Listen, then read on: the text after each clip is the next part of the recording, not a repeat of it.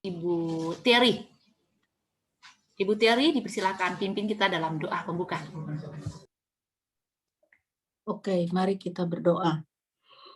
Bapa kami yang ada di dalam surga, terima kasih Tuhan sudah memeliharakan kami semua hingga sampai saat ini. Kami dalam keadaan sehat-sehat semua. Amin. Walaupun pandemi yang sedang merajalela di negara-negara tertentu. Ya Tuhan, kami mengucap syukur padamu karena kami diberikan kekuatan dan kesehatan untuk menjaga semua ini. Ya Tuhan, Amin. kami hanya serahkan kepadamu ya Tuhan. Apa yang terbaik buat kami harus lakukan dengan kehidupan kami di sini. Kiranya Tuhan memberikan pada Lady yang akan membawakan firman-Mu yang suci ya Tuhan, supaya kami dapat mengerti dan meresapkan apa yang Lady akan katakan kepada kami semua. Berikanlah kami roh-Mu yang suci Tuhan, supaya kami dapat mengerti. Ampunilah dosa dan kesalahan kami. Kami minta Nama Isa Juru Selamat, penebus dosa kami. Amin. Amin. Puji Tuhan. Sore ini kita akan belajar tentang medical evangelism, medical missionary ya. Medical missionary adalah namanya, nama personilnya, tapi bentuk penginjilannya adalah medical evangelism. Baik. Medical evangelism dulu. Apakah kita harus mengetahui apa rencana Tuhan terhadap medical evangelism pada zaman yang lalu? Dimulai dari tahun 1867. Medical evangelism ditujukan agar para pendeta memberikan pengajaran yang berhubungan dengan hidup yang bertaraf. Jadi para pendeta harus menunjukkan hubungan di mana makan, bekerja, istirahat, dan berpakaian, ini semua menunjang, mendukung kesehatan. Ada hubungannya dengan kesehatan. Jadi diawali di tahun 1867. Tahun 1863 kita ingat, tahun 1863, jangan sampai lupa orang Advent. Apa itu yang terjadi tahun 1863? Nyonya White mendapat penglihatan tentang reformasi kesehatan. Jadi tahun 1863, terang yang terakhir, doktrin yang ketiga dibukakan kepada umat Advent melalui penglihatan yang diberikan kepada hambanya Nyonya White. Tahun 1863 bulan Juni. 4 tahun kemudian, Tuhan merancang satu bentuk penginjilan melalui jalur medis. Dan pelaku utama yang Tuhan rancangkan adalah para pendeta. Oke. Tugas ini tidak diberikan kepada orang awam, melainkan kepada para pendeta saja untuk menjelaskan bahwa makanan, bekerja, istirahat, dan berpakaian ini semua membentuk atau menunjang kesehatan tubuh yang adalah bait suci Tuhan. Tahun 1902, tugas medical evangelism, penginjilan medis, tidak lagi dipercayakan hanya kepada para pendeta saja. Tahun 1902, amaran sudah diberikan kepada setiap anggota gereja. Ya. Dalam buku A Call to Medical Evangelism, panggilan untuk penginjilan medis dan pendidikan kesehatan, mengatakan bahwa setiap anggota gereja harus terlibat. Nah, di sini bukan lagi pendetanya, tapi anggota jemaatnya harus terlibat. 5 tahun kemudian, Nyonya White menuliskan lagi bahwa pekerjaan medical missionaries masih berada dalam tahap dini. Kenapa?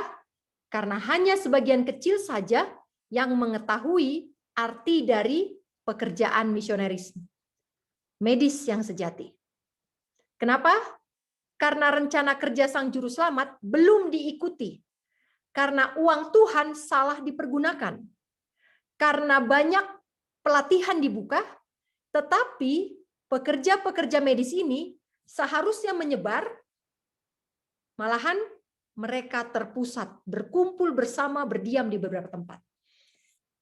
Jadi pekerjaan medis tidak dirancang untuk terpusat di satu lokalisasi saja. Pekerjaan medis dirancang Tuhan untuk menyebar ke semua tempat. Oke, jadi tahun 1907 penginjilan medis tidak mengalami kemajuan. Kenapa? Karena rencana kerjanya, desain awalnya tidak diikuti. Artinya pekerjaan medis dilakukan, ya dilakukan, tetapi menurut pengetahuan dan kebijaksanaan manusia. Oke, bagaimana dengan sekarang? Itu dulu, ya. Jadi awalnya adalah pekerjaan evangelisme medis adalah untuk dilakukan oleh pendeta. Kemudian berkembang, seluruh anggota jemaat diikut sertakan. Kemudian berkembang membuat pelatihan-pelatihan medis. Bagaimana dengan sekarang? Sekarang Kristus mendatangi orang-orang di tempat di mana mereka berada.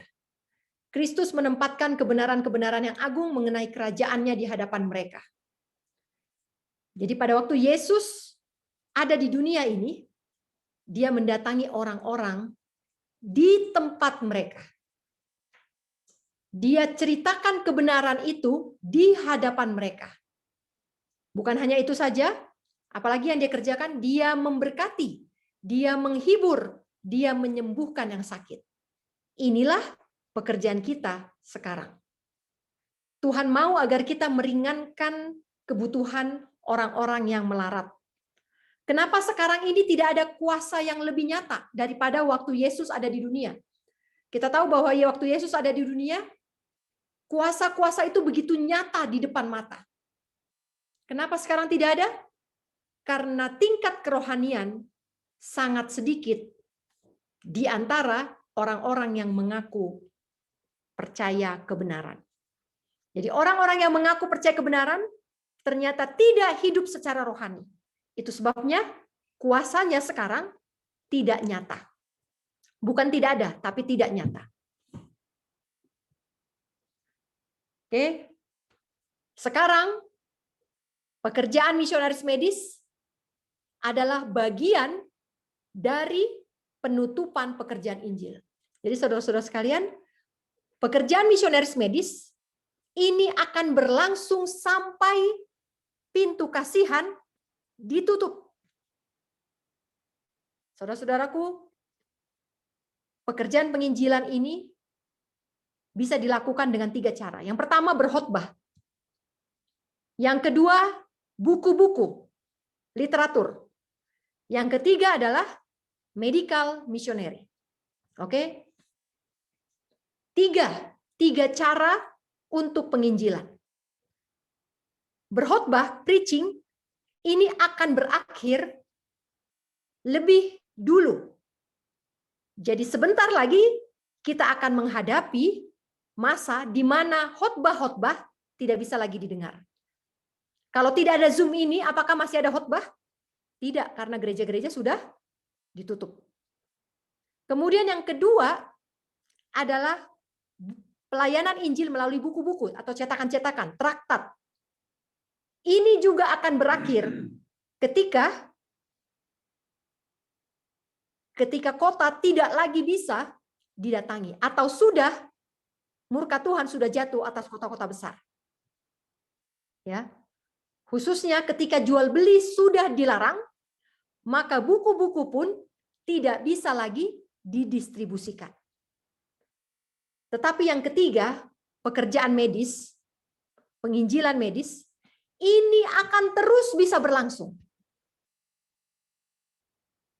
ketika sudah tidak ada lagi podium untuk berkhotbah, ketika sudah tidak bisa lagi mengunjungi kota-kota karena murka Tuhan sudah tercurah atas kota-kota besar, pekerjaan misionaris medis akan mengambil tempat dan bagian sampai pekerjaan Injil ditutup.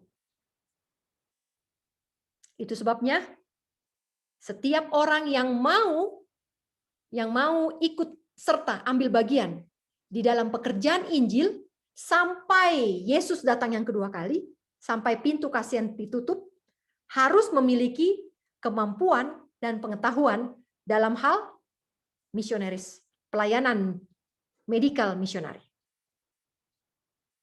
Bagaimana dengan nanti? Nanti, sementara agresi keagamaan menumbangkan kebebasan negara kita, mereka yang berdiri demi kebebasan nurani akan ditempatkan dalam posisi yang tidak menguntungkan. Jadi ketika penganiayaan nanti tiba, ketika hati nurani tidak bisa lagi memilih mana yang benar, mana yang salah, ya, seperti yang sekarang, tidak bisa memilih di beberapa tempat, tidak bisa memilih lagi mau vaksin atau tidak vaksin. Ketika ini terjadi, maka demi diri sendiri, mereka harus, selagi masih ada kesempatan, harus apa? Harus menjadi pandai dalam hal penyakit. Harus pintar dalam hal penyakit. Harus pintar menganalisa atau mendiagnosa penyebabnya. Harus pintar dan mengetahui dalam hal pencegahan penyakit dan juga penyembuhannya.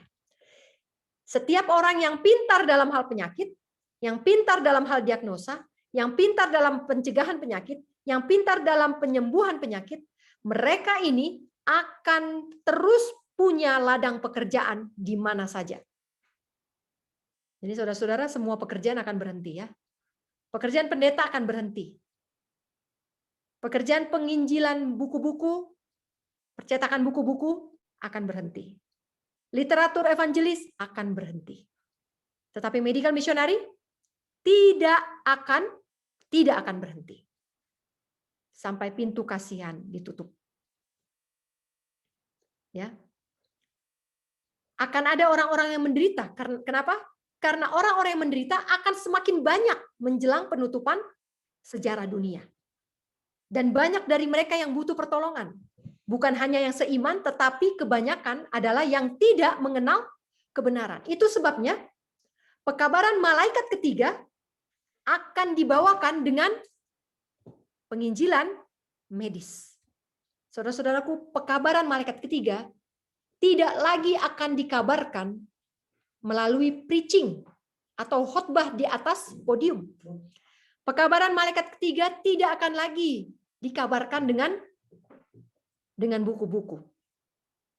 Tetapi pekabaran malaikat ketiga kepada seluruh dunia, pekabaran Advent ke seluruh dunia pada zaman ini akan dibawakan dengan medical missionaries. Singkatnya, waktu saat ini, artinya nanti pada waktu penganiayaan, akan menuntut suatu energi yang belum pernah dibangkitkan di antara mereka yang mengaku percaya pada kebenaran masa kini. Apa itu kebenaran masa kini? Kebenaran masa kini adalah 3. 2300 petang dan pagi, hukum Tuhan dan iman Yesus. Jadi saudara dan saya, kalau kita terpilih, maka kita harus mengabarkan ketiga ini sambil melakukan pelayanan medikal.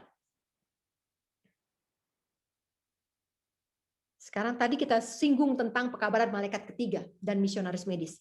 Apa hubungan misionaris medis dengan pekabaran malaikat ketiga? Pekerjaan misionaris medis adalah pionir pekerjaan Injil. Kita tahu pekerjaan Injil diawali dengan pekerjaan medis. Saudara-saudara tahu bagaimana Yesus melakukan pekerjaan Injil. Bagaimana Yesus mengabarkan kedatangan Tuhan sudah dekat. Bagaimana Yesus mengabarkan bahwa kerajaan Tuhan, kerajaan surga sudah di depan pintu. Kerajaan apa ini? Kerajaan kasih karunia. Bagaimana Yesus mengabarkan bahwa kematiannya sudah dekat?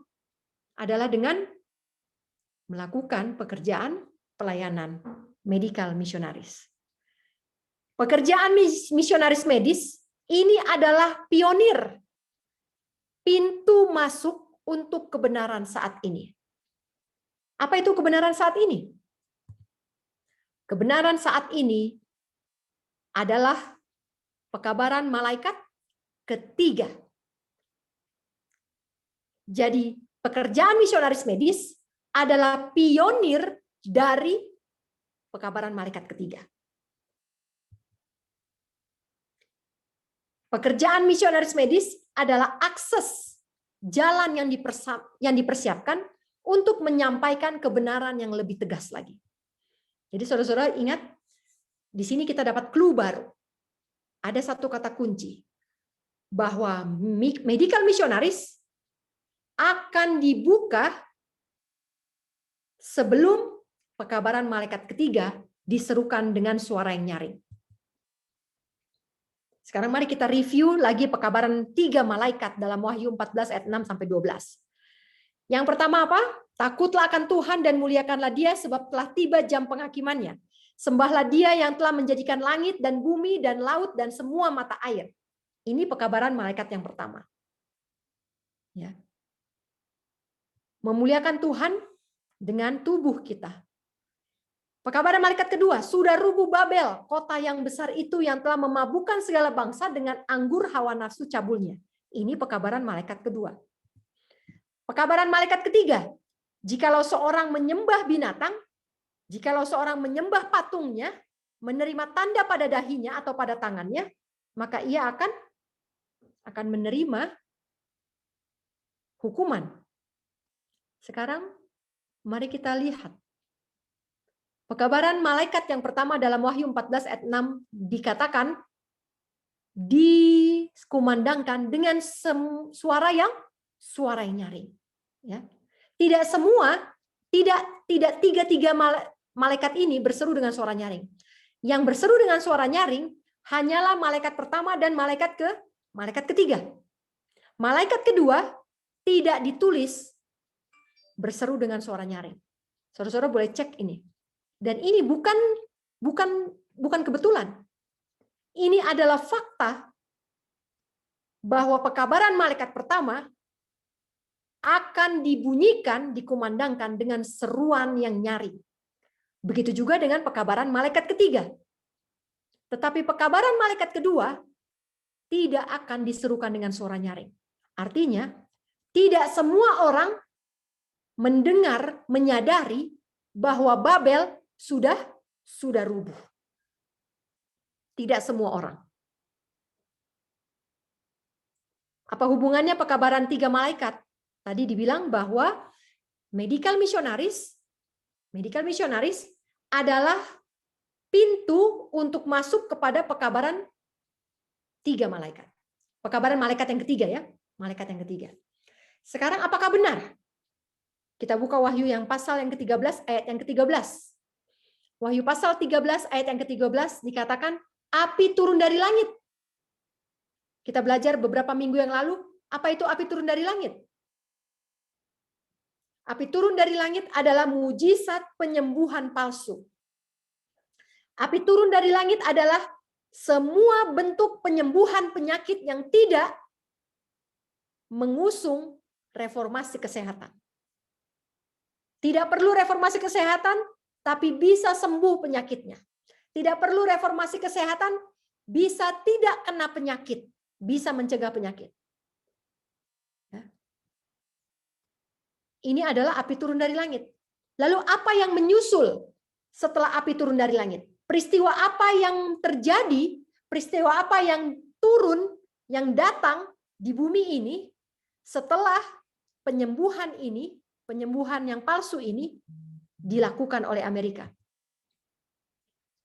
Setelah penyembuhan palsu dilakukan, diperkenalkan, disebarkan, disosialisasikan di seluruh dunia, maka orang-orang menjadi sesat atau tertipu. Lalu menurut kepada USA. Menurut apa? Menurut untuk mendirikan patung. Itulah yang disebut di dalam pekabaran malaikat ketiga. Jadi saudara-saudara, sebelum pekabaran malaikat ketiga, ada apa? Ada medical missionaries. sebelum pekabaran malaikat ketiga ada medical missionaries. Pekabaran malaikat ketiga adalah tentang patung binatang. Sebelum patung binatang didirikan, ada medical missionaries yang palsu dan yang asli. Yang palsu akan dibawakan oleh binatang yang keluar dari dalam bumi, yaitu Amerika.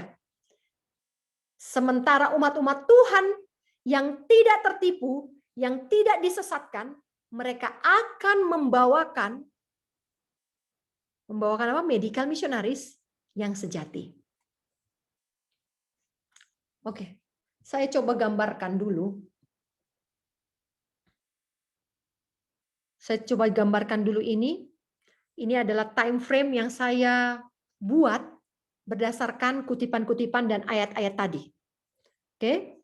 Yang pertama adalah malaikat pertama. Seruan nyaring. Takutlah akan Tuhan dan muliakanlah Dia. Ya. Sembahlah Dia yang menjadikan langit dan bumi dan laut dan semua mata air. Pekabaran yang pertama adalah tentang jam penghakiman. Dan ini adalah seruan nyaring. Saudara-saudara, tahun 1840 William Miller menyampaikan tentang jam penghakiman 2300 petang dan pagi jatuh pada tanggal 22 Oktober 1844. Pengetahuan ini diserukan ke seluruh dunia, berpusat di Amerika, dan diteruskan ke seluruh benua Eropa, dan semua manusia menyadari dan mendengar ini. Begitu juga dengan zaman kita. Pekabaran tentang jam penghakiman ini nyaring didengar. Nyaring didengar. Saudara-saudara mungkin boleh mengingat. Benarkah pekabaran tentang penghakiman ini nyaring didengar? Ya, coba ingat-ingat lagi. Semua orang yang mempelajari ini, yang mempelajari tentang waktu penghakiman, mereka akan mendengar dan menurut. Mereka akan, kuping mereka ini akan alert, akan waspada terhadap hari penghakiman. Kemudian malaikat pertama, pekabaran malaikat pertama akan disusul dengan pekabaran malaikat kedua, yaitu menyatakan bahwa Babel sudah rubuh. Saudaraku, Babel di dalam Alkitab dan Roh Nubuat ada 3 fase. Yang pertama, Babel di dalam buku Yesaya menggambarkan kerajaan Babel yang dipimpin oleh Raja Nebukadnezar. Yesaya pasal 14 menyatakan bahwa Babel akan rubuh. Tapi itu bukan pekabaran malaikat kedua. Yesaya sudah mengamarkan bahwa Babel akan rubuh dan akan dikalahkan oleh orang Media. Babel yang kedua adalah tahun 1840. Pekabaran malaikat kedua dikumandangkan Babel rubuh. Babel adalah organisasi gereja yang tidak menerima pekabaran tentang kedatangan Tuhan. Dan pada saat itu seluruh organisasi gereja Protestan dinyatakan sebagai Babel yang rubuh. Dan orang-orang ditarik keluar dari Babel, ditarik keluar dari organisasi yang tidak mendukung, yang tidak menyambut pekabaran kedatangan Tuhan. Yang tidak menyambut pekabaran Advent, kedatangan Yesus yang kedua kali. 50 orang dipanggil keluar dari gereja-gereja ini. Dan ke-50 orang ini diuji dan dinyatakan lulus ketika ujian yang terakhir, yaitu tahun 1844, kekecewaan yang besar terjadi. Dari 50.000 orang yang dipanggil dari Babel, sisanya adalah hanya 50 orang. Saudara-saudaraku, Babel rubuh, tetapi tidak nyaring. Babel yang ketiga adalah dalam Wahyu 18. Kita buka sama-sama Wahyu pasal yang ke-18.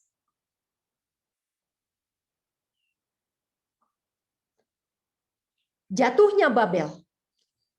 Jatuhnya Babel, apa yang menjadi ciri dari Babel saat ini adalah dia sudah menjadi tempat kediaman roh-roh jahat dan tempat bersembunyi semua roh najis, semua yang dibenci. Dan dia sudah bercabul dengan raja-raja di bumi. Babel yang akan rubuh ini adalah satu bentuk organisasi agama, institusi kesehatan, institusi pendidikan, atau apapun itu bentuknya, yang melakukan dosa dan dosanya bertimbun sampai ke langit. Apa itu dosa Babel? Apa itu dosa Babel? Oke, kita akan lihat. Dosa Babel adalah pekerjaannya. Apa pekerjaan Babel? Wahyu 18 ayat 11. Wahyu 18 ayat 11. Pedagang-pedagang di bumi menangis karena Babel rubuh. Kenapa? Karena Babel inilah yang membeli barang-barang dari mereka. Jadi Babel adalah satu bentuk institusi, lembaga, organisasi agama, ataupun organisasi politik, negara, atau apa saja yang membeli barang-barang dagangan dari pedagang-pedagang bumi. Apa saja barang-barang itu? Ayat 12. Barang-barangnya banyak sekali, di situ ada ditulis emas, perak, permata, mutiara, lenan halus, kain ungu, sutra, kain kermisi. Barang-barang dari kayu, barang-barang kayu yang harum baunya, barang-barang dari gading, barang-barang dari kayu yang mahal, barang-barang dari tembaga, besi, dan pualam, kulit manis, rempah-rempah, wangi-wangian, mur, kemenyan, anggur, minyak, tepung halus, gandum, lembu sapi, domba, kuda, kereta, budak, bahkan nyawa manusia. Jadi saudara-saudara, Babel ini dia beli apa saja yang dijual. Sampai kalau ada yang jual nyawa pun dia akan beli. Dan salah satu ciri dari bisnis Babel adalah Wahyu 18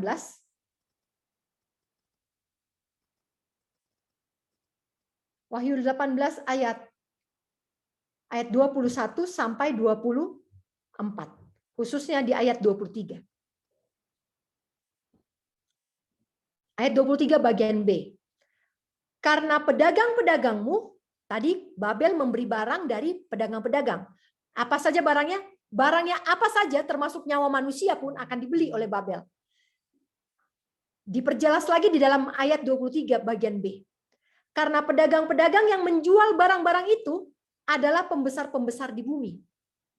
Jadi pedagang-pedagang yang jualan barang ke Babel adalah pembesar bumi. Dan oleh ilmu sihirnya, semua bangsa disesatkan. Oleh ilmu sihir Babel. Ilmu sihir adalah sorceries. Sorceries bahasa Inggris. Di dalam kamus bahasa Greka, sorceries artinya farmakia atau farmasi. Farmasi artinya adalah drug medication atau resep obat-obatan. Jadi saudara-saudara, Babel di dalam Wahyu, nubuatan Wahyu, adalah semua bentuk yang mengikat diri mereka dengan farmasi. Semua bentuk, baik itu negara, baik itu institusi agama, baik itu institusi pendidikan, baik itu pedagang pertanian, peternakan, apa saja yang menggunakan farmasi. Ini adalah Babel. Sekarang adakah yang tidak mengharuskan produk farmasi saat ini? Bagaimana dengan institusi pendidikan? Harus. Ya, vaksin adalah produk farmasi. Bagaimana dengan bidang pertanian?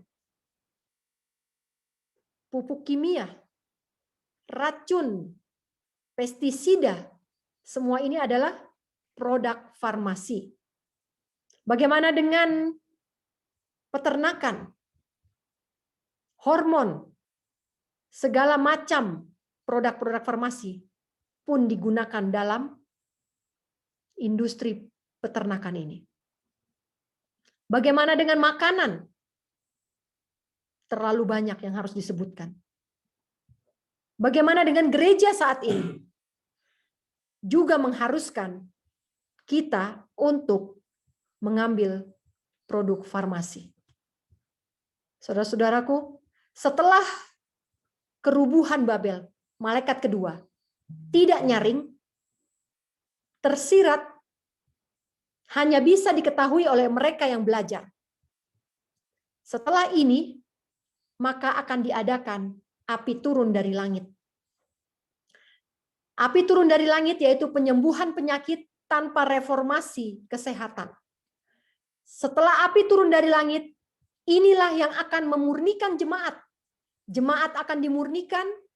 Bagaimana caranya? Yang tetap percaya pada hukum dan perintah Tuhan, mereka akan dipisahkan dari orang-orang yang tidak percaya dan tidak menurut, yang meragu-ragu, yang meniadakan hukum dan perintah Tuhan. Dan selama ini terjadi, tidak terjadi satu kali, tetapi dalam kurun waktu tertentu, selama ini terjadi, maka pekerjaan misionaris medis sudah dibuka. Itu artinya, kalau pekerjaan misionaris medis sudah dibuka, maka kita menuju siap-siap masuk kepada seruan nyaring pekabaran malaikat ketiga. Kapan ini dimulai? Seruan nyaring pekabaran malaikat ketiga dimulai ketika jemaat yang murni sudah dipisahkan. Ketika jemaat yang murni sudah terpisah, maka jemaat yang murni inilah yang akan membawakan pekabaran malaikat ketiga di dalam dunia ini di bawah ancaman aniaya dengan seruan yang nyaring. Sesudah jemaat dimurnikan dengan reformasi kesehatan. Dengan pekabaran reformasi kesehatan. Jemaat ini dimurnikan dan tidak disesatkan oleh api turun dari langit. Karena mereka punya pengalaman iman dan punya pengetahuan tentang hukum dan perintah Tuhan. Jadi bukan hanya tahu hukum Tuhan, bukan hanya tahu perintah Tuhan, tapi sudah mengalami dan mempunyai pengalaman iman bagaimana menurut hukum dan perintah Tuhan. Yang tidak punya pengalaman, hanya tahu saja hukum dan perintah Tuhan, maka mereka tidak akan bisa dimurnikan. Ingat syarat untuk masuk ke dalam perjamuan kawin 10 anak darah, apa syaratnya? Yang pertama, lampu menyala. Yang kedua, punya cadangan minyak. Saudara-saudara, bukan hanya minyak dalam lampu itu yang harus ada, tetapi minyak yang ada di buli-buli yang terikat di pinggang gadis-gadis itu. Minyak yang sementara itu belum digunakan, tetapi itu dinilai penting dan dijadikan syarat untuk masuk ke dalam ruang perjamuan kawin anak domba. Setelah jemaat dimurnikan, sudah terpisah. Ini artinya sudah terpisah. Ya.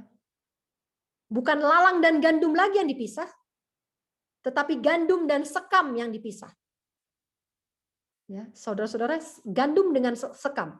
Kalau lalang dengan gandum ini sudah jauh lama dipisahkan. Lalang ditinggalkan di dalam ladang. Gandum dibawa ke lumbung. Tetapi di lumbung ini masih harus di-shaking lagi. Gandum-gandum ini harus dimurnikan lagi. Dipisahkan dari sekam. Dan gandum inilah yang dikatakan, yang dilambangkan jemaat yang dimurnikan. Ketika jemaat yang dimurnikan ini muncul, maka patung barulah didirikan. Saudara-saudara harus ingat, apakah shaking terakhir di Babel sebelum patung didirikan? Apa shaking terakhir? Makanan. Reformasi kesehatan. Sama seperti itulah pada zaman ini, shaking kita untuk jemaat ya, untuk jemaat. Bukan untuk orang Babel. Ujian makanan diberikan kepada siapa? Kepada orang Babel atau kepada pemuda-pemuda Ibrani? Pemuda Ibrani. Dan bukan hanya Daniel dan Sadrak dan Mesak dan Abednego. Tetapi ada banyak pemuda Ibrani yang dibawa dari Yehuda sebagai tawanan. Mereka adalah keturunan raja-raja, pangeran-pangeran yang punya perawakan yang baik dan otak yang cerdas. Merekalah tunas-tunas muda yang unggul kualitasnya. Dan mereka inilah yang di-shaking dengan reformasi kesehatan. Jadi saudara-saudara, jemaat yang dimurnikan ini bukan lagi jemaat yang tidak punya pengetahuan akan firman Tuhan. Jemaat yang dimurnikan ini sudah jemaat yang kualitas unggul. Bagaimana dengan jemaat yang asal-asalan? Bagaimana dengan jemaat yang berpura-pura? Ini tidak masuk lagi di sini. Ini tidak masuk lagi di sini. Jemaat yang dimurnikan ini adalah orang-orang yang sudah terpilih. Dan disaring sekali lagi dengan ujian api turun dari langit. Ini adalah ujian terakhir bagi jemaat yang unggul. Ketika ini lolos, maka akan diperoleh satu jemaat yang murni. Dan inilah yang akan menyampaikan pekabaran malaikat ketiga di tengah-tengah aniaya. Patung akan didirikan. Ya. Jadi dapat dulu jemaat yang murni, baru patung didirikan. Kenapa? Karena kalau patung didirikan duluan, maka semua ini akan jatuh. Jadi patung didirikan setelah jemaat dimurnikan. Patung didirikan, ajakan untuk menyembah. Ingat di sini saya tulis ajakan, bukan paksaan. Jadi untuk menyembah patung tidak akan dipaksa. Tidak akan dipaksa. Tetapi ketika patung itu berbicara, barulah ada pemaksaan. Pemberian tanda binatang, hukuman mati, tidak bisa jual beli. Saudara-saudara, kalau mau tolak tanda binatang, harus berani pegang teguh reformasi kesehatan. Kalau mau tolak sabat palsu, harus unggul di sini, reformasi kesehatan. Percaya hukum dan perintah Tuhan. Mempunyai pengalaman iman dalam hal menurut hukum dan perintah Tuhan.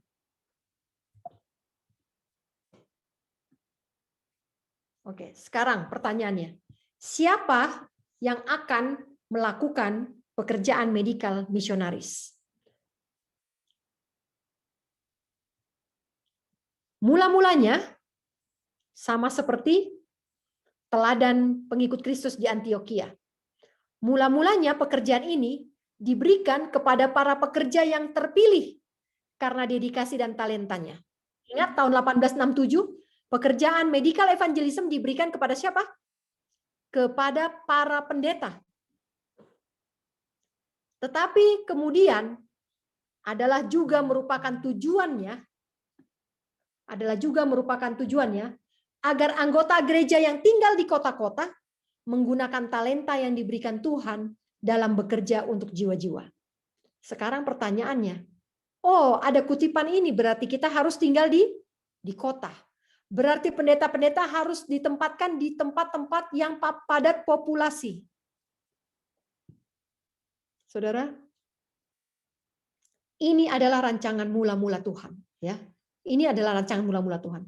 Tetapi saat ini tidak bisa lagi bekerja di kota. Jangankan pendeta. Restoran sehat pun tidak bisa lagi dibuka di kota-kota. Restoran sehat adalah salah satu bentuk pelayanan yang diperbolehkan untuk dibangun di pusat kota, di tempat yang ramai penduduknya. Hanya ada 2 yang boleh dibangun di kota. Yang pertama restoran sehat, yang kedua adalah tempat ibadah, rumah ibadah. Saudara, dua-dua ini sekarang tidak lagi bisa bekerja di kota. Sekarang bukan lagi waktunya untuk restoran sehat. Sekarang bukan lagi waktunya untuk membuka rumah ibadah, untuk membangun gedung gereja. Bukan lagi waktunya. Lalu siapa yang harus melakukan ini sekarang? Tulisan dari Acts and Apostles 158.3. Pekerjaan Tuhan di bumi saat ini membutuhkan utusan kebenaran Alkitab yang hidup. Para pendeta yang diurapi tidak sebanding jumlahnya dengan tugas untuk mengamarkan kota-kota besar. Kenapa? Apakah pekerjaan yang terlalu besar atau jumlah pendetanya yang terlalu sedikit? Kedua-duanya mengakibatkan jumlah pekerja tidak sebanding dengan jumlah tugas yang tersedia. Sehingga Tuhan merasa perlu untuk memanggil yang lain. Tuhan tidak bisa bekerja mengandalkan hanya pendeta saja. Itu sebabnya Tuhan memanggil juga dokter. Tuhan memanggil juga perawat. Tuhan memanggil juga kolportir. Tuhan memanggil juga pekerja Alkitab. Tuhan memanggil juga orang awam. Yang talentanya macam-macam. Yang talenta menyanyi pun Tuhan panggil. Yang talenta bertani pun Tuhan panggil. Yang talenta bukan medical missionaris pun Tuhan panggil. Asalkan ada 2 syaratnya. Yang pertama adalah punya pengetahuan tentang firman Tuhan. Dia punya kakidian. Lampunya menyala. Yang kedua adalah orang tersebut tahu kuasa karunia-Nya. Artinya, bagaimana tahu? Bagaimana bisa mengetahui kasih karunia Tuhan? Adalah karena mengalami sendiri kuasa itu. Karena mengalami sendiri kasih karunia itu. Jadi saudara-saudara, sekarang semua orang dipanggil. Kenapa? Karena jumlah pendeta tidak cukup. Tugas terlalu besar, terlalu banyak. Itu sebabnya Tuhan panggil semuanya. Yang penting punya 2 hal. Pengetahuan tentang firman Tuhan dan minyak. Pengalaman iman. Untuk apa mereka ini dipanggil? Adalah untuk memikirkan kebutuhan kota-kota yang sekarang ini belum diamarkan. Jadi setiap utusan harus bertindak agar kesempatan saat ini dapat digunakan dengan bijak. Para pendeta dipanggil. Apakah panggilan untuk para pendeta kita? Para pendeta harus belajar bagaimana cara memberikan perawatan yang sederhana. Para pendeta harus bekerja dengan cerdas sebagai penginjil misionaris medis. Jadi, tugas utama ini adalah untuk para pendeta. Tetapi Tuhan akhirnya membagi tugas ini kepada orang awam juga. Siapa lagi yang Tuhan panggil? Para penjual buku. Orang-orang yang melakukan penyebaran buku-buku, tulisan-tulisan roh nubuat, harus siap untuk bekerja dalam bidang misionaris medis. Saudara-saudara, siapa yang pernah menjadi canvasser? Siapa yang sedang bekerja melalui buku-buku roh nubuat? Penyebaran buku-buku. Harus punya skill misionaris medis. Harus. Dan setiap pekerja, siapa saja yang bekerja, harus bisa berguna, mengerti tentang medical misionaris. Semua yang bekerja dalam bidang buku-buku, penyebaran buku-buku, harus mempelajari metode sederhana untuk merawat kesehatan. Harus bisa melayani jiwa dan tubuh yang menderita. Yang ketiga, siapa yang harus bekerja dalam bidang medical missionaries? Adalah gereja. Bagaimana cara gereja bekerja dalam bidang medical missionaries? Yang pertama adalah bawakan pekabaran tentang reformasi kesehatan. Bawakan pekabaran tentang reformasi kesehatan. Yang kedua adalah harus menjadi bagian dari pekerjaan gereja. Harus jadi agenda rutin tahunan di setiap gereja.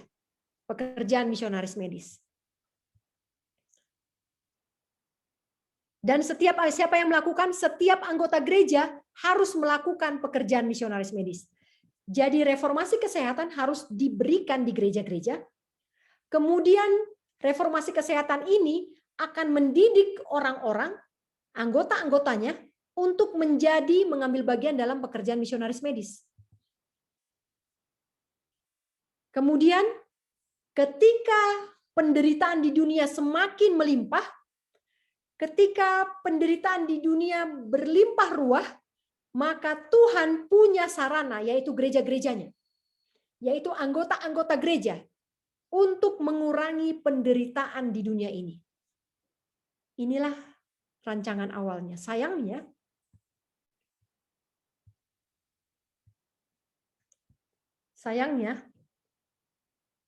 pekerjaan ini tidak dilakukan oleh gereja-gereja.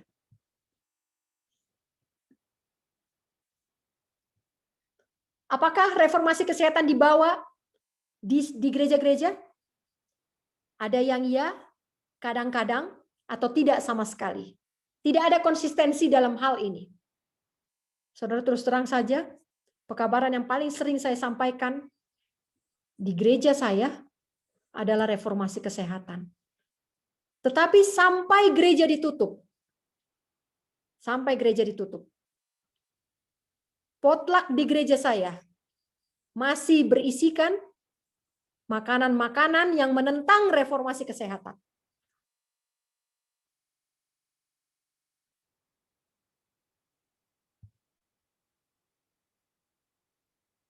Bagaimana mungkin gereja yang seperti itu bisa mendidik anggotanya menjadi misionaris medis?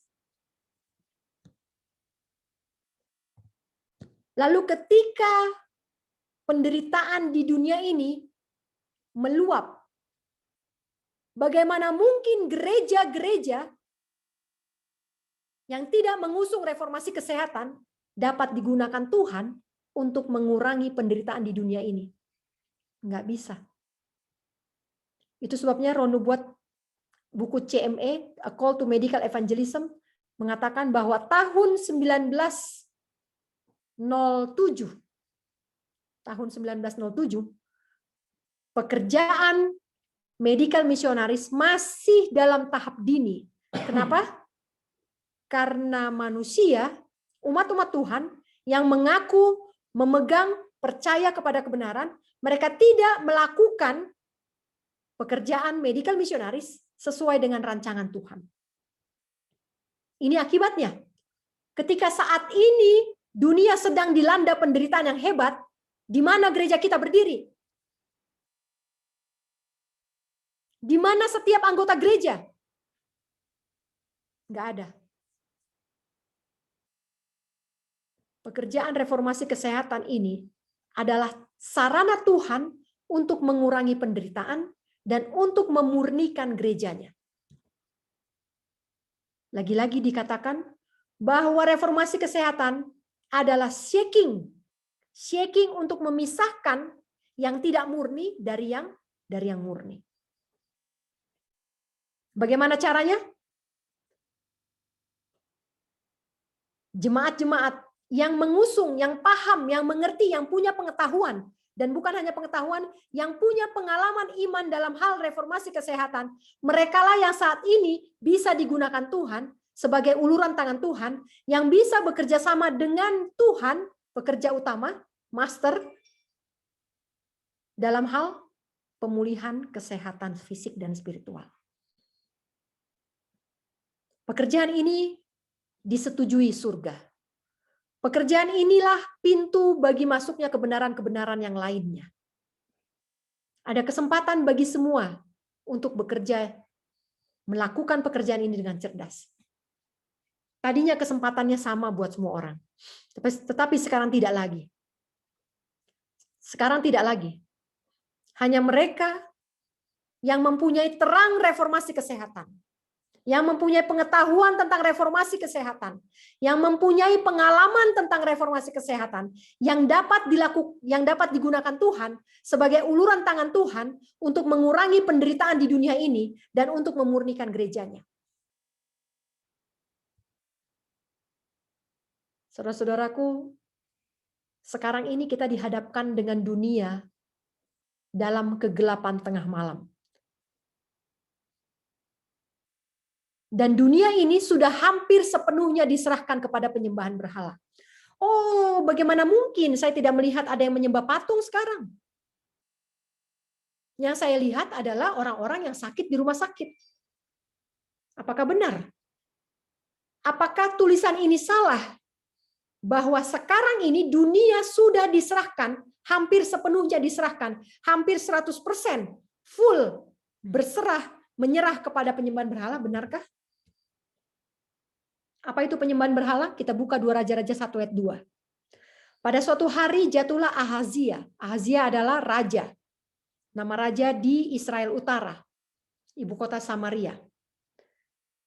Pada suatu hari jatuhlah Ahazia dari kisi-kisi kamar atasnya yang ada di Samaria. Karena jatuh, raja ini pun menjadi sakit. Kemudian raja ini mengirim utusan-utusan dengan pesan, pergilah, mintalah petunjuk kepada Baal Zebub, Allah di Ekron. Apakah aku akan sembuh dari penyakit ini? Ayat yang ketiga. Tetapi berfirmanlah malaikat Tuhan kepada Elia orang Tisbe itu. Bangunlah, berangkatlah menemui utusan Raja Samaria. Ini perkataan Tuhan. Tuhan suruh Elia, bangun Elia, berangkat, temuilah utusan-utusan Raja Ahazia itu. Dan katakan kepada mereka, apakah tidak ada lagi Allah di Israel sehingga kamu ini pergi untuk minta petunjuk kepada Baal, Allah di Ekron? Saudara-saudara, dunia ini sekarang sedang mengalami kejadian seperti 2 Raja-Raja 1 ayat 2 dan 3. Berapa orangkah di dunia ini, atau kita yang hadir di Zoom ini, yang kalau sakit, bertanya kepada Tuhan, Tuhan, apa yang sudah saya langgar? Tuhan, hukum kesehatan mana yang sudah saya abaikan? Berapa banyak?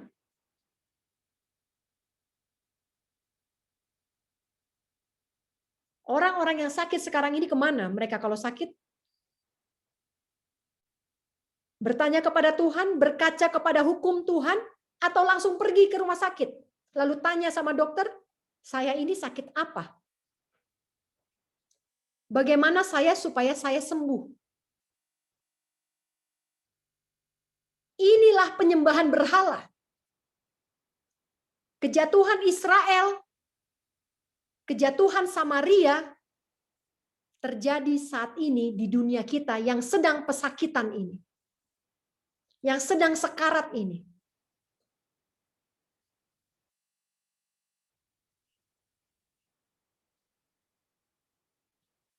Minggu ini kesaksian ya. Minggu ini seseorang mengirim pesan kepada saya. Dia tanya, Lady, saya ada sakit. Sakit ini, sakit ini. Apa terapinya supaya saya sembuh? Beliau adalah orang tua. Jauh lebih tua dari saya. Mungkin seumur ibu saya.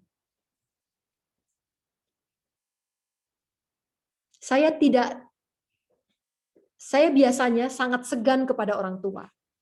Saya memilih untuk tidak bicara, tidak menegur kesalahan kepada orang tua. Ya, karena rasa segan saya ini terlalu besar kepada orang tua. Dan biasanya kalau orang tua berbuat salah, saya akan lebih memilih untuk diam, walaupun saya tahu yang benar. Tetapi kali ini ketika dapat pesan yang seperti itu, saya memberanikan diri untuk mengubah cara saya. Lalu saya balas WA-nya, saya katakan, coba periksa dulu hukum kesehatan mana yang sudah dilanggar. Lalu saya kirimkan 33 prinsip kesehatan. Yang nomor berapa yang sudah dilanggar? Kalau sudah tahu, nanti WA Lady lagi ya. Saya bilang seperti itu. Lalu tidak ada jawaban. Ada rasa sedikit khawatir, aduh jangan-jangan saya tidak sopan kepada orang tua, sakit, malah saya suruh periksa diri dulu, koreksi dulu salahnya apa. Tapi saya tidak bisa lagi berpura-pura untuk memberikan terapi, untuk memberikan masukan, memberikan bagaimana caranya untuk bisa sembuh. Sekarang bukan lagi waktunya untuk menyembuhkan, kecuali sudah menyadari kesalahan. Tetapi puji Tuhan hari ini, 3 hari ini saya merasa galau sekali. Ya, saya merasa galau sekali. Apakah saya sudah lancang? Apakah saya sudah tidak sopan kepada orang tua? Tapi hari ini dia datang lagi dan WA saya lagi. Dia katakan, Lady, saya langgar nomor sekian dan nomor sekian. Hukum kesehatan ini saya langgar. Hukum kesehatan yang ini saya langgar. Hukum kesehatan yang ini saya langgar. Lalu saya balas, puji Tuhan. Puji Tuhan karena sudah tahu apa kesalahannya. Sekarang datang sama Tuhan, kasih tahu saya sudah langgar ini, dan ini. Lalu minta kuasa dari Tuhan untuk tidak ulangi lagi pelanggaran itu. Dan coba latih diri untuk tidak melanggar lagi selama 21 hari. Setelah 21 hari, kalau sakitnya masih ada, WA Lady lagi ya. Saya bilang seperti itu. Inilah saudara-saudara, ketika kita sakit, jangan langsung lari kepada penyembahan berhala. Memangnya sudah tidak ada lagi Alkitab, memang sudah tidak ada lagi Roh Nubuat, buku-buku yang bisa dibaca untuk kita mengetahui apa penyebab penyakit saya.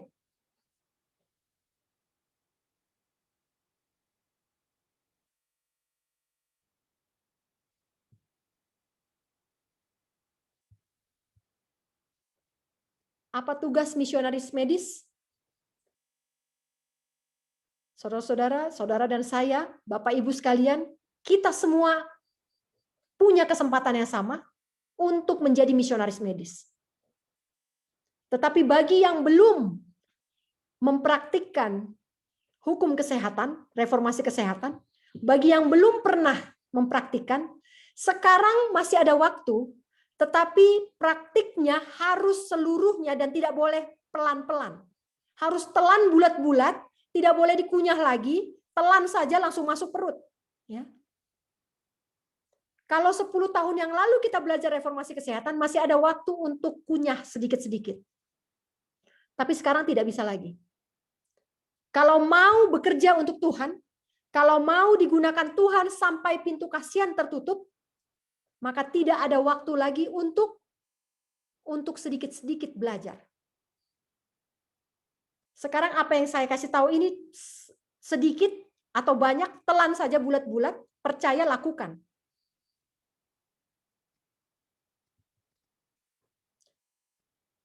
Yang kedua adalah tugas misionaris medis adalah melakukan simple treatment. Saya tidak akan jelaskan di sini sekarang simple treatment. Nanti di akhir dari slide ini, Bapak Ibu akan tahu.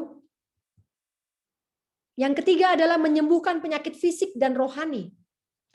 Yang keempat adalah menyatakan prinsip-prinsip reformasi kesehatan. Ada 33 prinsip ya.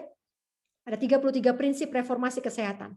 Harus dinyatakan oleh orang-orang yang mau bekerja sebagai misionari medis. Tugasnya yang kelima adalah untuk melatih orang-orang melakukan prinsip-prinsip yang tadi. Jadi bukan cuman diajarkan, tapi dilatih orang untuk bisa melakukannya. Kemudian tugas misionaris medis adalah membawa buku-buku yang membahas reformasi kesehatan dan petunjuk kesehatan kepada orang-orang. Canvassing. Canvassing khusus untuk cetakan-cetakan kesehatan. Di mana misionaris medis dilakukan? Misionaris medis, penyembuhan penyakit adalah kehendak Tuhan supaya sanatorium didirikan di luar kota. Saudara-saudara, misionaris medis dilakukan di kota besar. Tetapi orang-orang yang sakit ini harus ditempatkan di luar kota.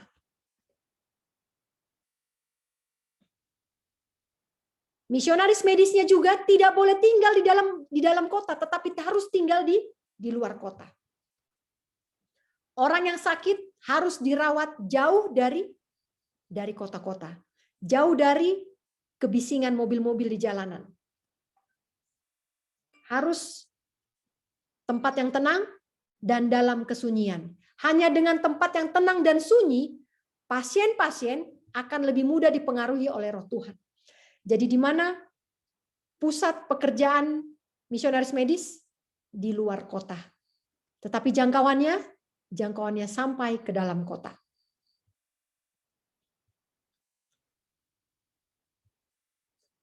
Misionaris medis haruslah dilakukan oleh orang-orang yang menjadi peniru Kristus. Bahasa Inggrisnya lebih bagus ini. Christ imitator. Dia harus menjadi imitasinya Kristus, tiruannya Kristus. Dan meniru Kristus, menjadi tiruan Kristus adalah 10 kali lebih sulit bila tinggal di kota. Jadi untuk menjadi misionaris medis, harus keluar dari kota. Harus keluar dari kota. Orang-orang yang keluar dari kota, bukan berarti langsung bisa jadi misionaris medis. Saudara, saya sangat sedih melihat, mendengar orang-orang kota yang keluar dari kota, lalu pergi country living, langsung bikin sanitarium. Bikin rumah 1, bikin sanitarium 1. Langsung katakan bahwa sudah dibuka sanitarium. Saudara-saudara, bagaimana mungkin baru keluar dari kota, bangun sanitarium dalam 3 bulan jadi. Sementara syarat untuk menjadi misionaris medis, dia harus serupa dengan Kristus.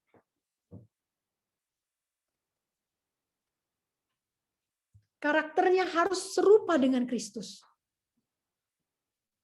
Jadi misionaris medis ini bukanlah satu pekerjaan karena saya bisa membangun sebuah rumah. Atau bukanlah pekerjaan supaya karena saya bisa membangun sanitarium, bukan.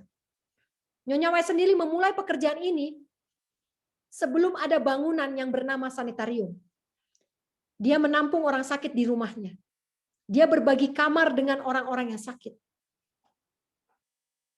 Dia menyiapkan satu kamar khusus untuk menerima tamu yang sakit.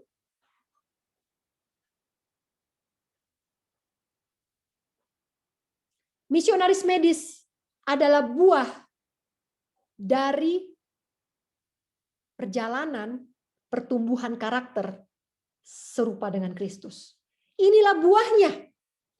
Ketika engkau sudah berjuang meninggalkan dosamu, sudah tahu apa kesalahanmu, sudah tahu apa pelanggaranmu, dan sudah terima kuasa untuk tidak mengulangi pelanggaran lagi, dan berjuang hari demi hari untuk menurut hukum Taurat dan hukum kesehatan, maka semakin lama keserupaan dengan Kristus itu semakin lebih sempurna. Dan apa buktinya kalau saya sudah menjadi peniru Kristus? Buktinya adalah saudara dan saya akan dipanggil untuk menjadi misionaris medis. Juru selamat dunia ini, Yesus, lebih banyak menghabiskan waktunya untuk menyembuhkan penyakit daripada berkhotbah. Ya.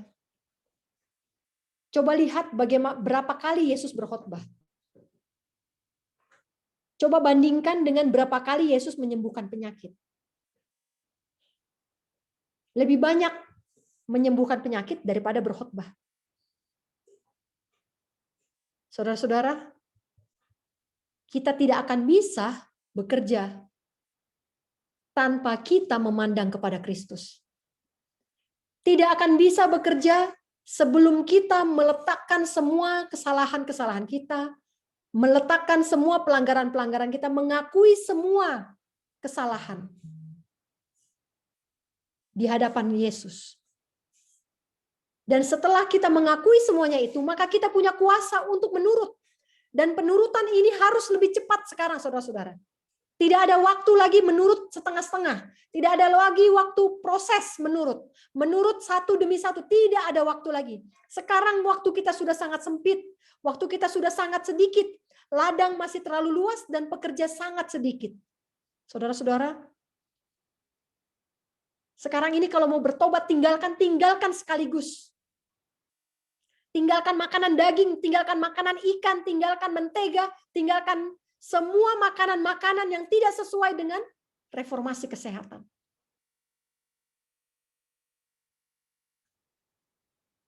Minggu depan saya akan bawakan 19 bahan makanan yang tidak boleh dimasukkan ke dalam tubuh. 19. Minggu depan. Pelajaran minggu ini adalah dasar bagi mereka yang mau digunakan Tuhan sebagai misionaris medis. Harus mengerti reformasi, harus melakukan reformasi.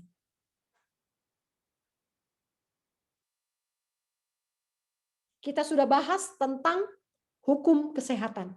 Prinsip-prinsip kesehatan ada 33 poin. Tetapi bagaimana prinsip-prinsip kesehatan itu dilakukan bila di meja makan kita masih terdiri dari bahan-bahan makanan yang seharusnya tidak boleh ada di meja orang Advent.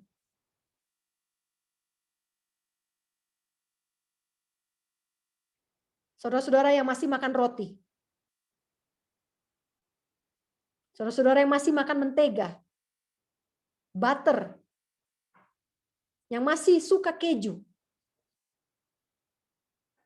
yang masih cari-cari acar dan bumbu-bumbu makanan pedas, yang masih tidak bisa makan kalau tidak ada cabai. Mari bertobat.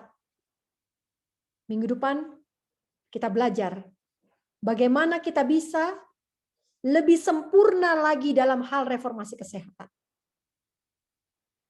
Tidak bosan-bosannya saya katakan, bertobat sekarang. Bertobat, akui dosa. Saudara mau country living tidak akan bisa kalau tidak menurut reformasi kesehatan sejak masih di kota. Jangan pikir nanti saya sampai di gunung, saya bisa langsung reformasi. Tidak ada itu. Kalau mau menurutlah sekarang. Kenapa? Karena ketika saudara pergi keluar tinggalkan kota, saudara tidak akan terlindung dari penipuan setan kalau masih melanggar reformasi kesehatan. Pertimbangan-pertimbangan pasti akan salah. Kita tidak akan mengetahui waktu dan saatnya. Karena otak kita ini gelap. Ingat, ada 3 terang, 3 doktrin untuk orang Advent. Yang pertama kali diberikan adalah doktrin tentang bait suci. Setelah bait suci ini ditambahkan doktrin yang kedua, yaitu hari Sabat, hukum kesehatan. Setelah yang 2 ini ditambahkan yang ketiga, yaitu tentang reformasi kesehatan. Dan saudara-saudara, kalau mau dibalik, reformasi kesehatan dilanggar, maka hari Sabat pun akan dilanggar, tidak akan dihormati. Ketika hari Sabat tidak lagi dihormati, maka perantaraan Yesus sebagai juru selamat kita juga tidak akan dihormati.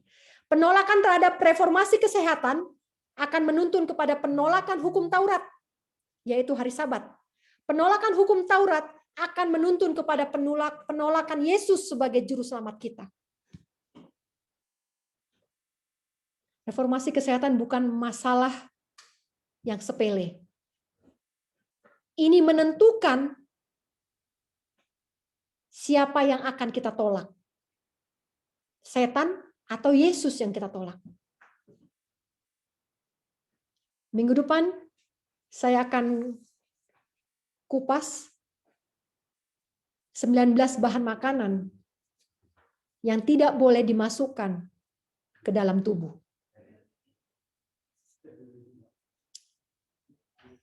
Kalau ada pertanyaan mengenai pelajaran misionaris medis, saya persilahkan.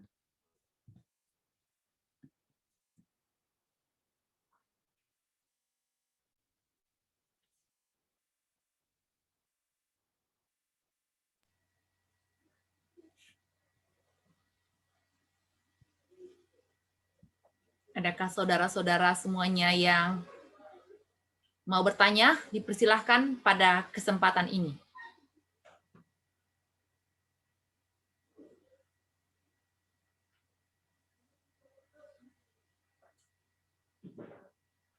Pelajaran kita ini, Kak, pelajaran tingkat tinggi ya. Kalau kita sekarang ini sudah istilahnya kuliah padat ya, seperti Kakak bilang tadi, kuliah padat, semua yang didengar pelan bulat-bulat, nggak bisa lagi dikunyah-kunyah ya, nggak bisa lagi. Nggak ada waktu lagi untuk kunyah. Kalaupun keras, ditelan aja. Sambil minum sedikit-sedikit supaya nggak keselak. Karena waktunya sudah sangat singkat ya untuk mempraktekkan semuanya. Ya. Tapi dengan kuasa Tuhan bisa. Amin. Kita bisa. Ya. Kenapa saya bilang bisa? Karena kedatangan Yesus yang pertama, kedatangan Yesus yang kedua akan sama dengan kedatangan Yesus yang pertama. Kedatangan Yesus yang pertama disambut sama dua kelompok. Yang pertama gembala, yang kedua orang Majus. Orang Majus membutuhkan waktu bertahun-tahun untuk mempersiapkan diri menyambut kedatangan Yesus, menyambut juru selamat. Itu sebabnya mereka menemui Yesus tidak lagi di kandang domba, tetapi sudah di rumah. Sudah usia 2 tahun Yesus, kira-kira 2 tahun. Tetapi gembala-gembala ini, kelompok yang pertama, gembala-gembala di padang, mereka menerima pekabaran Yesus lahir, dan seketika itu juga berangkat langsung, nggak ada persiapan. Jadi saya yakin kedatangan Yesus yang kedua pun ada 2 kelompok manusia. Yang pertama bisa belajar bertahun-tahun. Ya saya puji Tuhan, saya punya kesempatan 11 tahun untuk melatih reformasi kesehatan dan medical missionaries. Tetapi saudara-saudara jangan patah semangat, jangan kecil hati. Saudara harus ingat bahwa gembala-gembala di padang itu juga menerima pekabaran malam itu, langsung malam itu juga berangkat. Mereka mungkin tidak punya persiapan kado yang indah, hadiah yang indah. Bisa mempersiapkan, menabung dulu untuk membeli minyak, mur, kemenyan, dan emas. Nggak bisa. Tetapi dengan apa yang ada saat itu, mereka terima pekabaran malaikat, mereka sambut, mereka tinggalkan pekerjaan mereka, mereka pergi cari bayi Yesus. Jadi saya yakin iman-iman seperti gembala ini banyak sekarang ini. Jangan putus asa. Yang penting itu tadi yang saya bilang. Sekarang waktunya adalah lakukan saja, ya. Tidak ada waktu lagi untuk bertimbang sekarang. Lakukan saja. Kalau Tuhan bilang seperti itu, lakukan saja.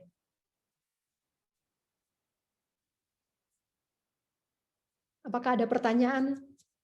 Saya berharap ada pertanyaan. Tapi kalaupun saya tidak bisa menjawab, mohon berikan waktu saya minggu ini untuk mencari jawabannya. Kalau bisa saya jawab sekarang, saya akan jawab.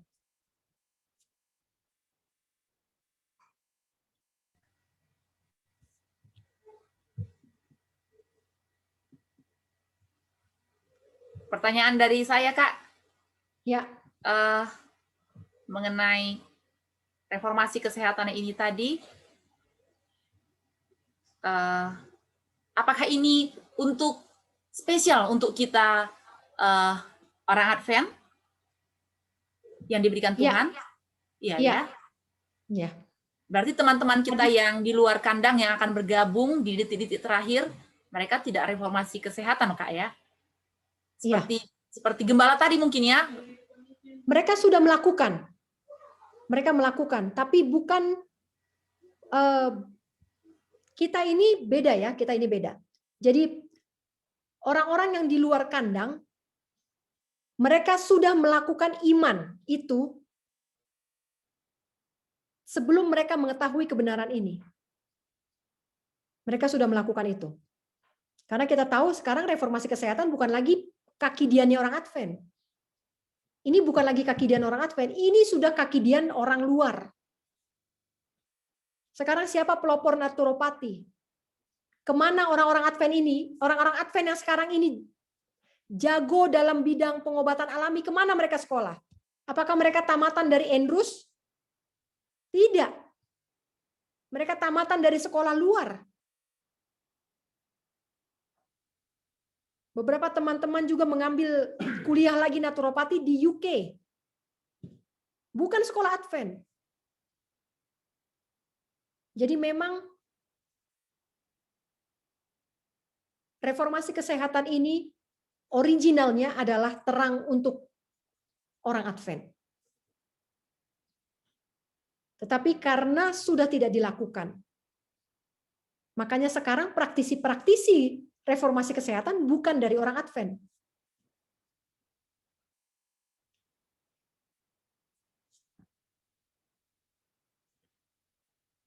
Jadi sudah banyak Bu yang melakukan, yang menjadi pelaku reformasi kesehatan, tapi bukan dari iman Advent ya, bukan karena mereka menantikan kedatangan Yesus mereka reformasi kesehatan, beda.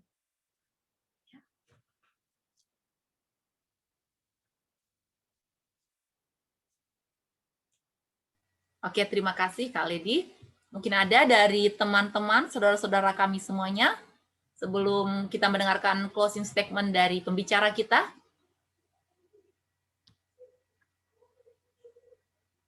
Kalau tidak ada, dipersilakan buat Kak Lady, closing statement dan doa penutup langsung. Oke, baik. Bapak, Ibu, Saudara-saudara sekalian, pekerjaan misionaris medis, pekerjaan reformasi kesehatan akan terus sampai pintu kasihan ditutup. Akan terus. Pekerjaan pendeta akan berhenti. Pekerjaan pengkhotbah akan berhenti. Pekerjaan pencetakan buku-buku rohani akan berhenti. Tetapi pekerjaan misionaris medis tidak akan pernah berhenti. Saudara-saudara, terlalu banyak orang yang menderita sekarang ini. Saya katakan sekali lagi, dunia kita ini sedang sekarat. Terlalu banyak orang yang harus ditolong. Saudara-saudara, saya tidak sedang mencari simpati ya, tapi saya hanya bersaksi.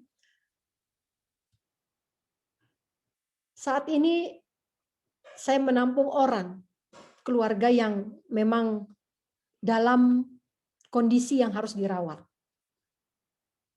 Dan hari ini juga saya menerima telepon. Ada orang, ibu janda, yang tidak punya uang, sakit dan tidak bisa ditolong.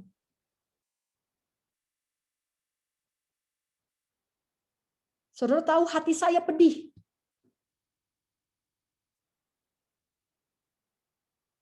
Tidak ada yang bisa saya suruh untuk menjangkau dia di kota.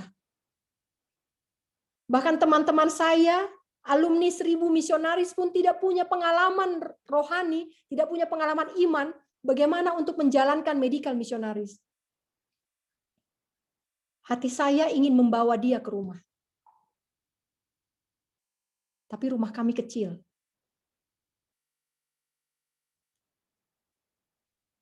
Itu sebabnya kami berdoa keras supaya kami bisa membuat satu rumah lagi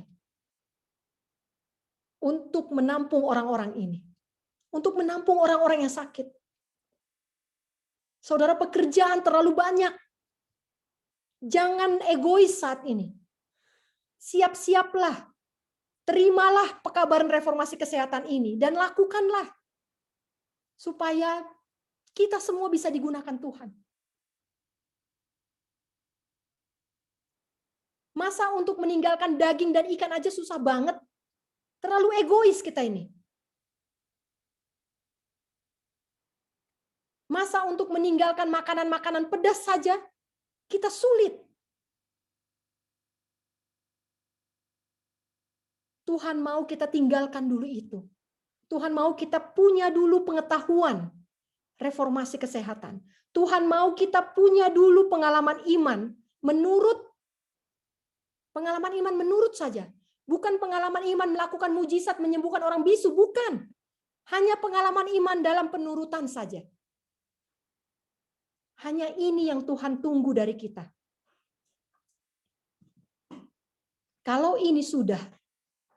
Kalau kita sudah punya pengalaman iman dalam penurutan, kalau kita sudah punya pengetahuan terang tentang reformasi kesehatan, Tuhan sekarang butuh pekerja sangat banyak. Tuhan butuh pekerja sangat banyak. Terlalu banyak pekerjaan pada saat ini. Saudara-saudara, satu pasien selesai, saya belum sempat istirahat. Saya hanya punya waktu untuk bersih rumah 1 hari, lalu menyucikan Sabat, lalu langsung masuk yang kedua. Belum selesai yang kedua, sudah ada lagi. Terlalu banyak, saudara-saudara, terlalu banyak.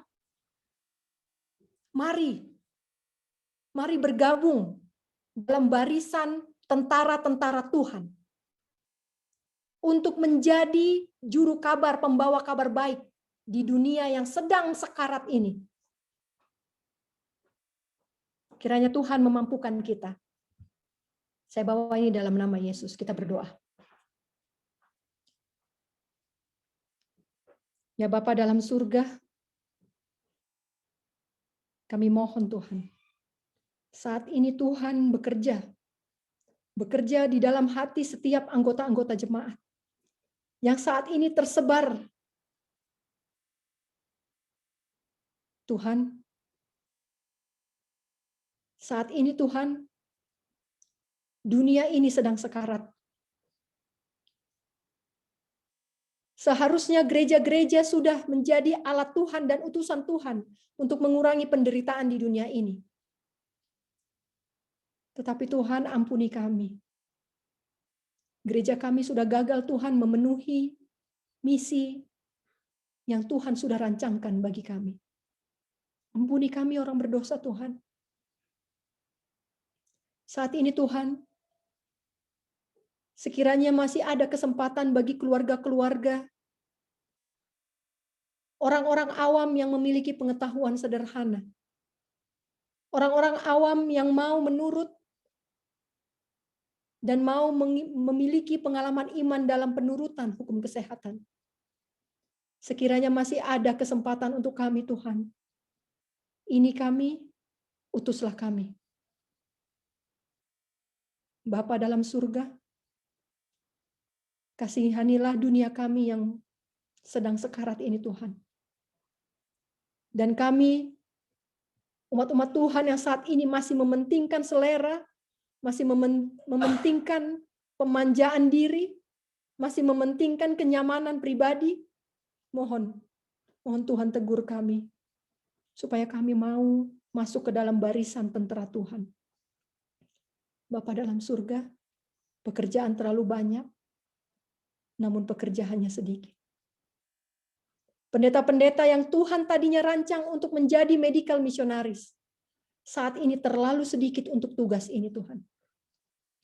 Dan Tuhan panggil kami, dokter, perawat, para penjual buku, para pekerja Alkitab, dan orang awam sekalipun seperti hamba-Mu, dan juga hamba-hamba Tuhan yang lain dimanapun mereka berada. Tuhan, Engkau sudah panggil kami. Engkau sudah berikan panggilan itu pada sore hari ini. Bantu kami untuk menurut. Minggu depan kami akan belajar. Makanan-makanan apa yang tidak boleh ada di atas meja makan kami. Bapa dalam surga, tidak ada waktu lagi untuk berpikir. Tidak ada waktu lagi untuk bertanya Tuhan. Sekarang waktunya hanya untuk menurut saja. Karena kami harus mengakhiri sejarah dosa dunia ini. Terima kasih ya Bapa. Terima kasih untuk belas kasihan Tuhan sampai saat ini, sampai hari ini. Tuhan masih perpanjang. Tolong kami orang berdosa, kuatkan kami. Di dalam nama Yesus kami berdoa dan mengucap syukur. Amin. Amin. Amin. Terima kasih buat pembicara kita, Kak Lady Malau. Tuhan memberkati kakak, keluarga, dan pelayanan, memberikan kekuatan sehingga dapat melayani, dan doakan kami terus supaya kami juga bisa menjadi orang-orang yang akan bergabung di dalam hal misionaris medikal. Terima kasih buat kita semuanya yang hadir di sini. Sampai jumpa Senin depan, jam dan waktu yang sama, dengan judul yang sangat menarik. Biarlah itu semuanya akan membawa kita lebih dekat kepada Tuhan. Tuhan berkati kita, sampai jumpa minggu depan. Terima kasih, Lady. Terima kasih. Bu Pendeta. Terima kasih. Sama-sama, Ibu. Terima kasih. Terima kasih, Kak Lady. Terima kasih untuk semuanya. Ya. Terima kasih banyak, Kak Lady. Terima kasih semuanya. Tuhan berkati. Oh, Sharon. Sharon.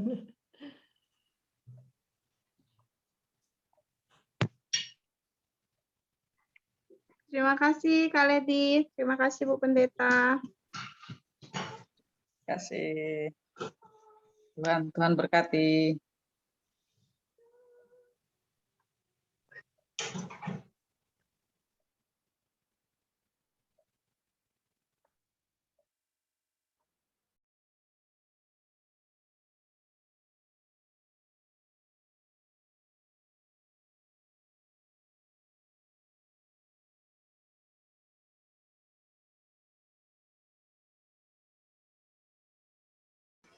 Terima kasih Pak Turanga.